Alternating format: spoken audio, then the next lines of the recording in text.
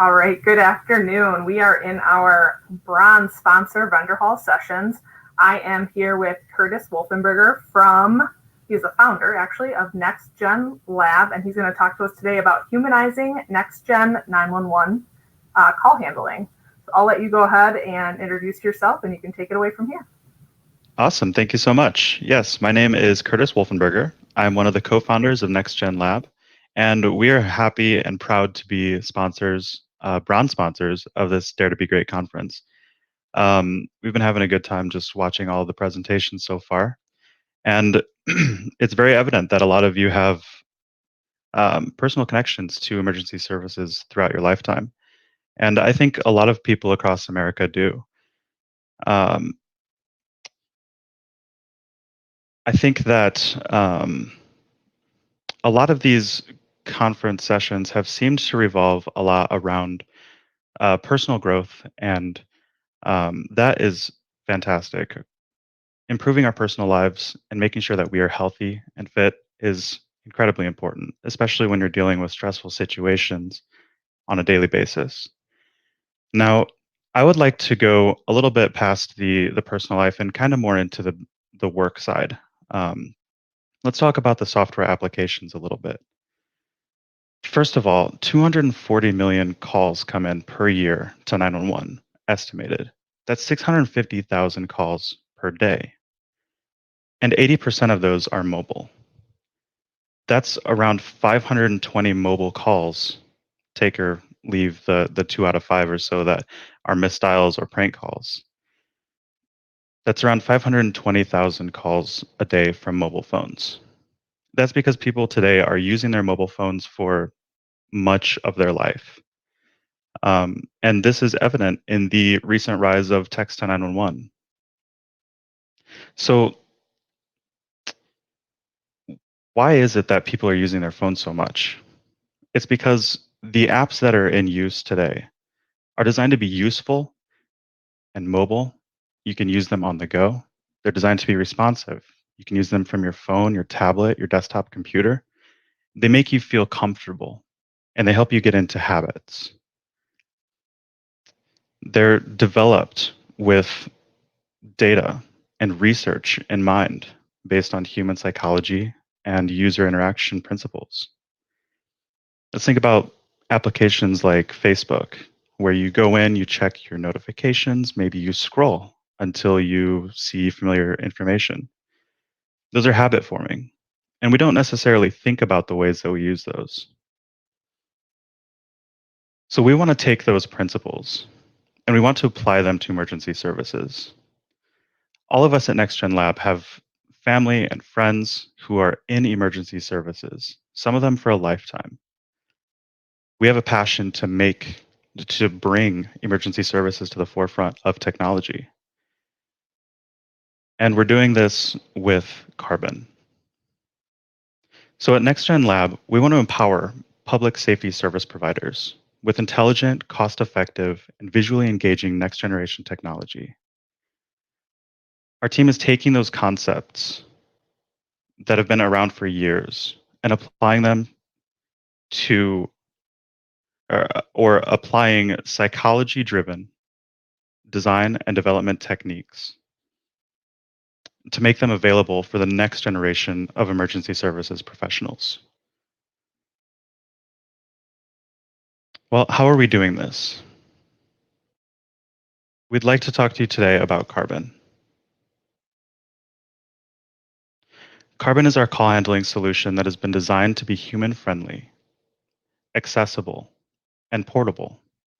It's a confluence of voice, SMS, and video communications.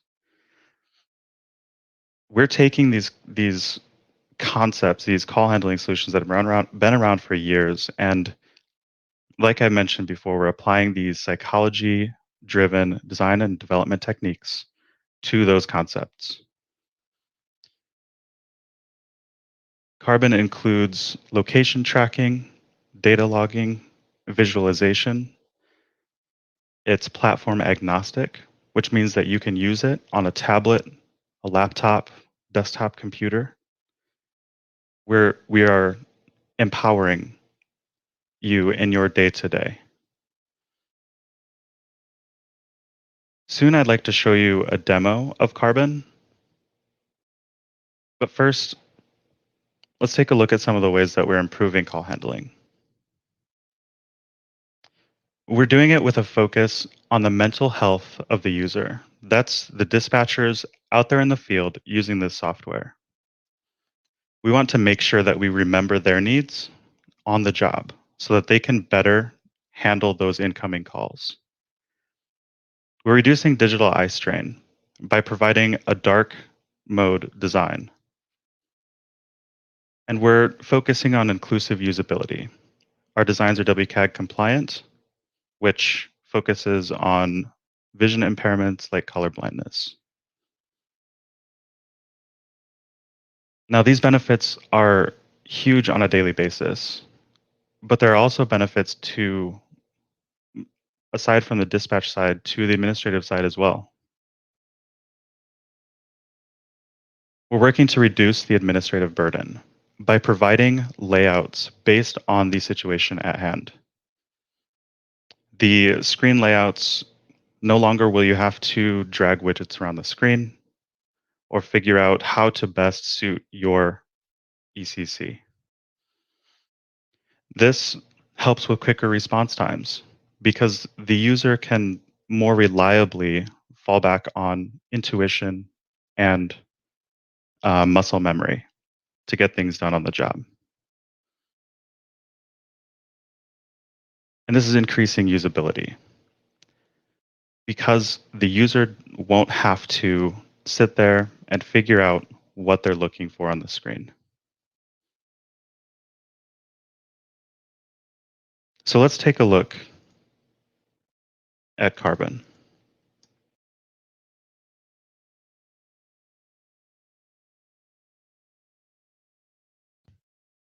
Carbon is made to be easy on the eyes. Right away, you'll notice the dark theme. Day or night, this will help reduce eye strain during those long, busy hours. The main feature here on the dashboard is the call map. This map will be initially focused on the location of the ECC. As you can see, this map is fully interactive and allows you to center back on the ECC. And this is where incoming call locations will be displayed before a call is accepted. At the top left of the screen is the greeting. This will consistently display the date and time of day, and when a call comes in, it will be replaced with the incoming dialog. Above the greeting, you're presented with the currently assigned position and PSAP per ECC, along with the drop-down menu that allows you to log out or go back to the dashboard when you're in a session. Below the greeting is the session list, where incoming sessions, active sessions, and archived or previous sessions will be listed. Let's take a look at the bottom bar. First off, we have the dial pad. Here, you can type a number from your keyboard or on-screen keypad to create an outbound voice or text session.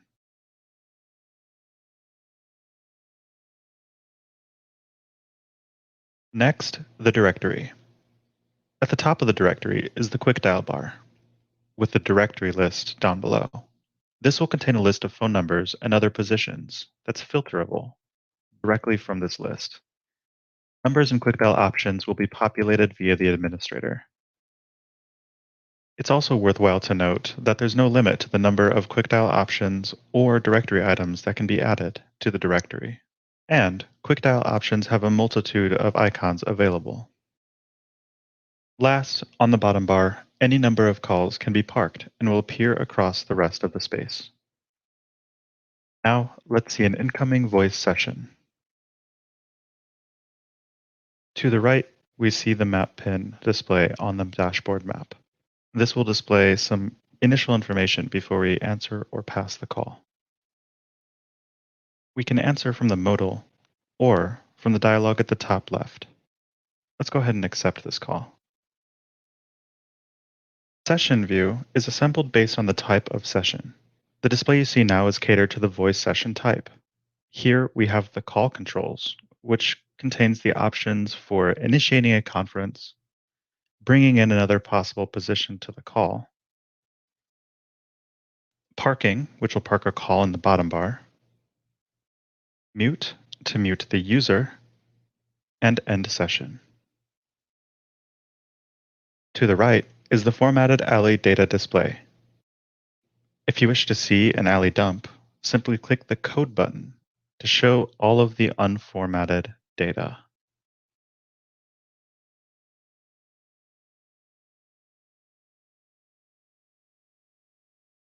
The next important feature is the notes area. To create a note, click the Add Note button. This allows you to create as many notes as necessary and to have a timeline available if notes are added after the session is ended. Notes are important, and so we spent a little more time making sure that you have the ability to format your notes. To the left of the notes is the map. This is also fully functional and lets you zoom in and out, change your compass orientation, go full screen, which we won't do for the demo, and zoom back to the caller's location. Now, let's park this call to see how it displays in the bottom bar. You'll notice that the session is still active in the sidebar, but not current. To pick up the call again, simply click the line in the bottom bar from any position within the ECC. However, what happens if the caller hangs up? Simply click the redial button or end the session.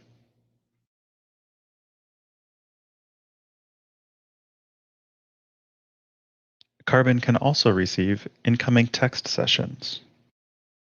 Here's one now. And as you can see, green differentiates SMS from blue of the voice sessions. Again, we can see the pop-up here on the map, and we can answer or pass on this modal, or we can simply accept the call from the dialog at the top left. When a text session has been accepted, the session view will display all of the informational panes in the same place as the voice session, the difference being that the SMS tab is active in the bottom right. This is where text conversations take place. Well, it looks like our millennial John has sent us emojis.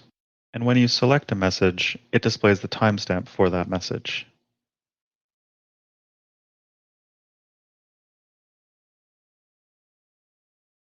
As messages are received, the conversation is visually grouped. Now let's send a message back to John.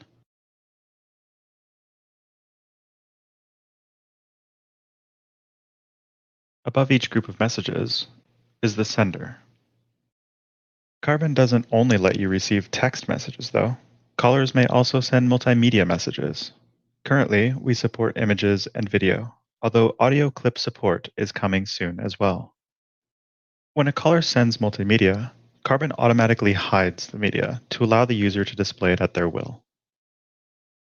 To do so, simply click the image to display it. Apparently, John's a fan of the Within the Trenches podcast. To hide media, you can simply click the button again.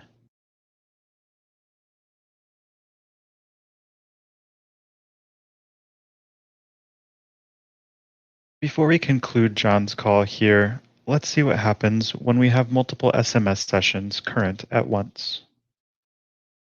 In this example, we've accepted an incoming text message. Let's see what happens when we accept a second SMS session. As you can see, both sessions are available, and you can send and receive from both. When a message comes in from a session that you're not looking at, you'll see a notification icon appear in the sidebar. This will indicate how many messages have been sent since the last time you looked at that session. Now let's get back to John's session. Looks like our caller wants to share live video. So let's go ahead and help them do that. What we'll do is send out a link to their phone. That will bring up a screen that allows them to select a video source, see their current video, disconnect, or mute.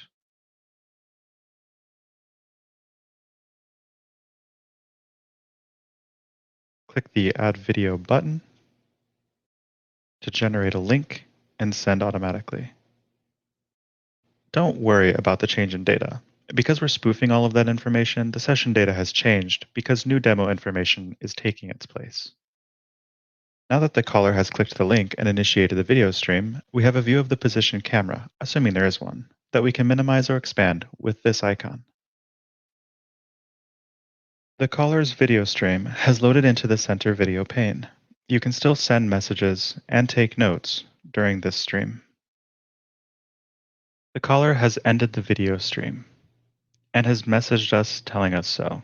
We'll now end the session, and this concludes the demo of Carbon.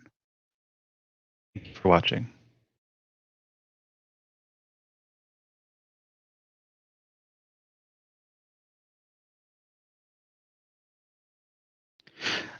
As you can see, each of the interfaces were specifically catered to the type of incoming call. And that works for the outgoing sessions as well. There aren't any moving parts to this. No, like I had mentioned before, no dragging widgets around to, try to mash as many buttons into one area as possible. We're trying to bring those research and data principles with us and make this easy to use. Like I mentioned before, we want to lean into intuition and muscle memory so that you can get your job done better. If you guys would like to ask any questions, feel free to do so. That pretty much wraps up the presentation. It's short and sweet, I know. Yeah, but that was great. That demo that's pretty slick. That's pretty nice.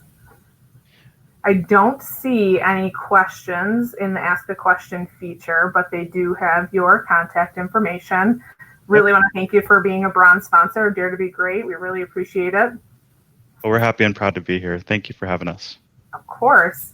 Next session for the afternoon, I believe, is going to be our keynote speaker, Karima Holmes, the director out of the Office of Unified Communications, DC 911. She's going to be chatting about transitional leadership in Emergency Communications Center. So you want to tune in for that. That is at 1:45 p.m. Thanks again for being here. Thank you so much, Curtis. That was great. Thank you again. Have a great day. Have a good day.